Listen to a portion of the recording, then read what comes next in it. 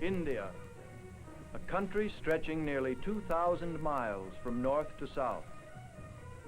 A giant triangle separated from the rest of the world by vast stretches of ocean and the mountain barrier of the Himalayas.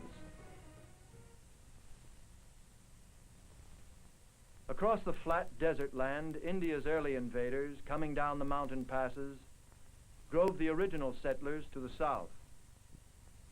These Aryan conquerors occupied northern India and ushered in the Hindu period of history. As they expanded, the Aryans settled in what are today Patna, Delhi, and other northern cities.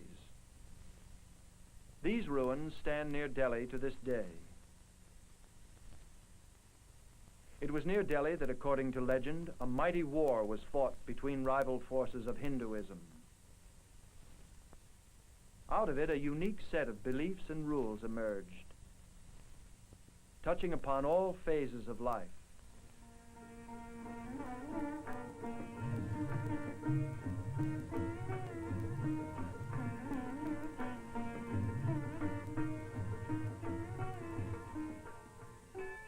These sculptures are ornaments only, not images of the religion's founder. Hinduism has no one founder, no one set of doctrines.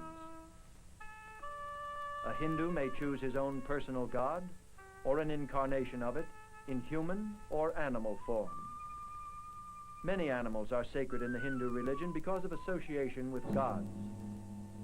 One god whom Hindus honor is Hanuman, a monkey who befriended Rama. Rama was an incarnation of Vishnu, born on earth as a great hero. The descendants of Hanuman are sacred. They are fed and protected in temples. Hinduism teaches discipline and self-denial. These holy men practice discipline and self-denial. The Hindu believes that life on earth is temporary and is preceded and followed by an indefinite series of lives. Only full knowledge can bring release from this cycle of rebirth and lead to unending bliss. To achieve it, many Hindus believe that the body must be disciplined. Some use pain and self-torture for this purpose. Staring into the blinding sun, sitting for hours and for days in a difficult posture, standing, kneeling, perching in tortuous positions, praying night and day, repeating the name of God over and over. Such are some of the methods of discipline used by the Hindu holy men who concentrate in holy meditation.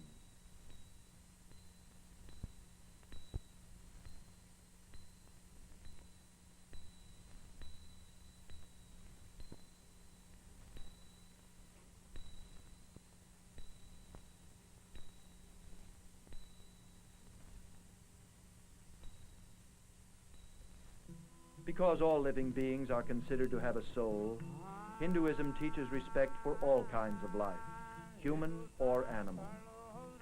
This is one reason why Hindus are vegetarians.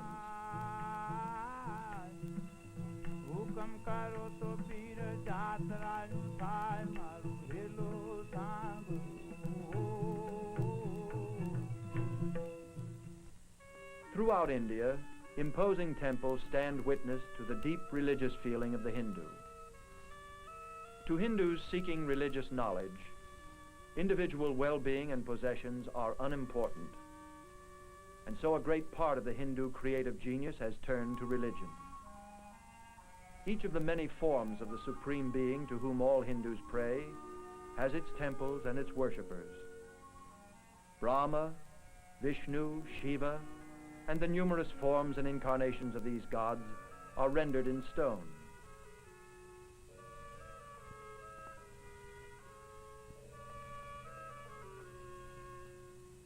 The highest art of India is seen in carvings made during the period of the Gupta dynasty. Gupta kings ruled northern India in the 4th, 5th, and 6th centuries AD. And under the Guptas, some of the greatest masterpieces of Indian art were created. Although it lasted less than 300 years, it is considered the classical age of India's culture. After the 8th century, new waves of invaders swept down on the plains, burning, fighting, pillaging. Arabs, Afghans, Turks, all of them fanatic Muslims, littered the Indian countryside with ruins.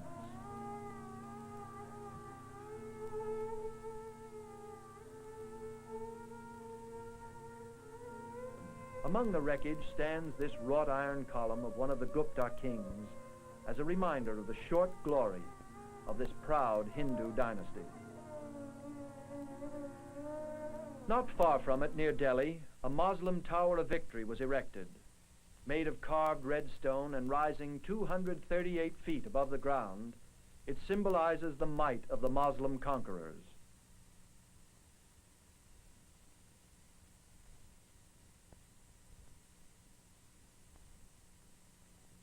But they too gave way to a new invader, the Mughal descendants of Timur and Genghis Khan.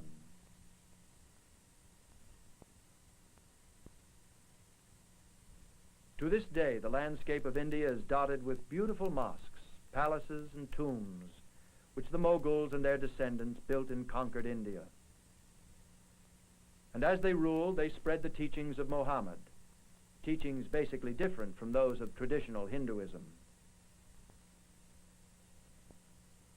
The simplicity of the Mughal architecture stands in vivid contrast to the ornate designs of the Hindu temples, a contrast as deep as the division between the Hindu and the Muslim religions.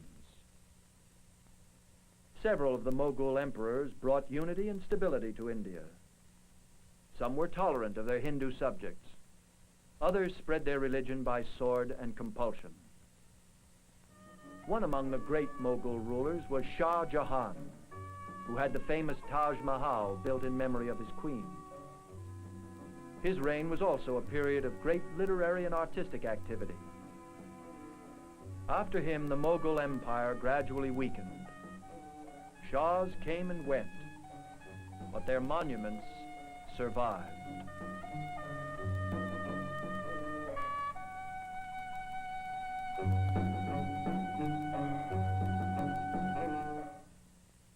At the end of the 15th century, other outside forces came to India, this time by sea. As sea routes became safer, trading companies from Europe founded outposts on Indian soil. By the beginning of the 19th century, the British East India Company had established itself as the strongest among them.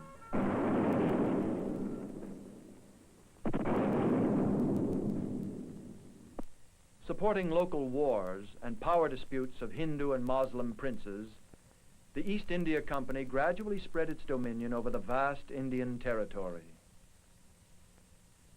Selfish and often inefficient, the company rule led to mutinies and civil strife.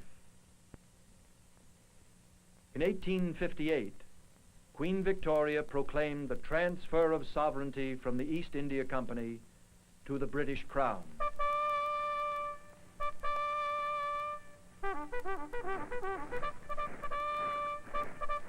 The princes and princelings signed treaties with Britain, whose queen became Empress of India.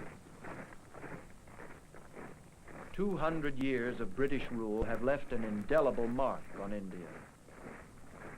The English trained large Indian armies in a mixture of Indian and European style. Britain governed part of India directly through British governors, and the rest through Indian princes, known as Maharajas or Nawabs. Now that India is a republic, these princes have lost their power.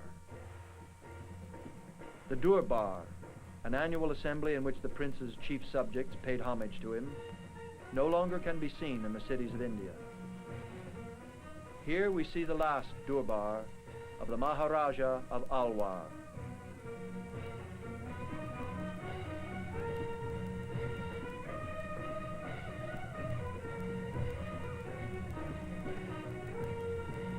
Princes, many of whom were descendants of kings and princes of earlier dynasties, ruled under British protection guaranteed by treaty. Their power and position depended entirely on the British. Indian princes gave allegiance to the British crown just as their own noble subjects gave allegiance to them.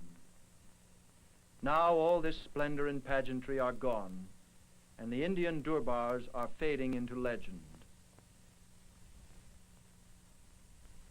The English love of spacious plazas and gardens can be seen in New Delhi, for years the home of the British government in India, now the capital of the Republic.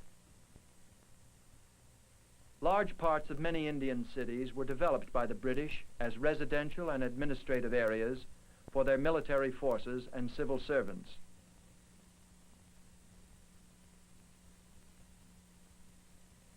But a large part of Indian life was not changed by British rule. Life went on and still goes on just as it has for centuries. Most Indians live in small villages like this one. Here, using simple tools that have not changed in hundreds of years, they live off the soil.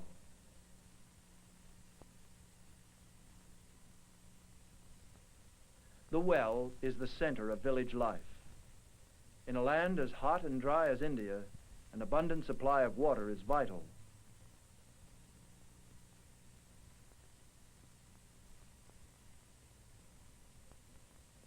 "11 million Indians live in the great cities.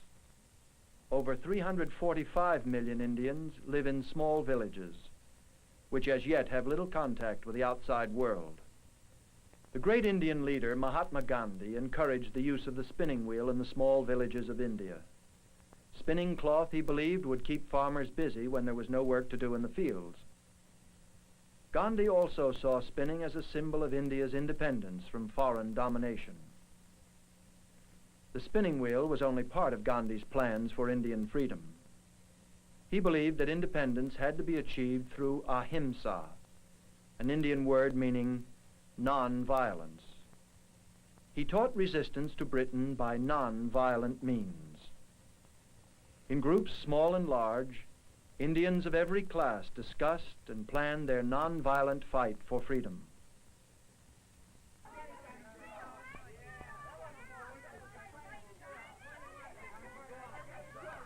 In August 1947, India received its independence from Britain. Almost overnight, India emerged as an important Asiatic power. As Muslim and Hindu were divided in Indian life, so India was divided into two nations, India and Pakistan.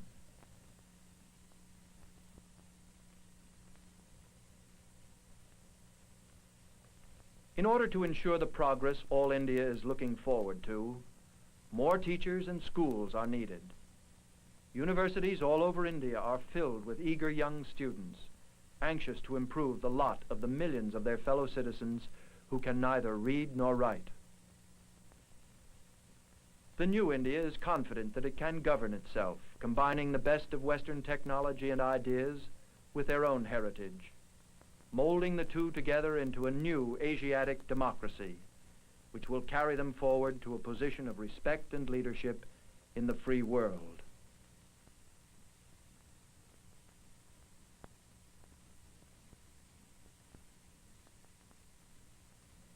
Women long kept in the home are now taking an active part in the political life of their country.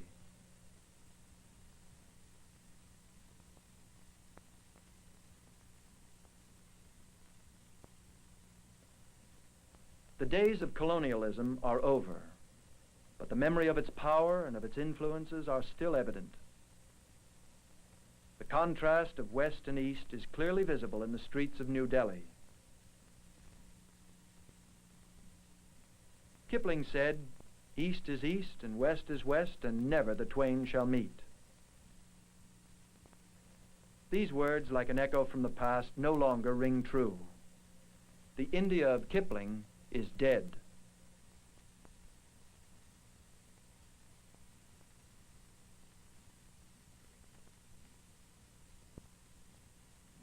Now East and West are meeting every day.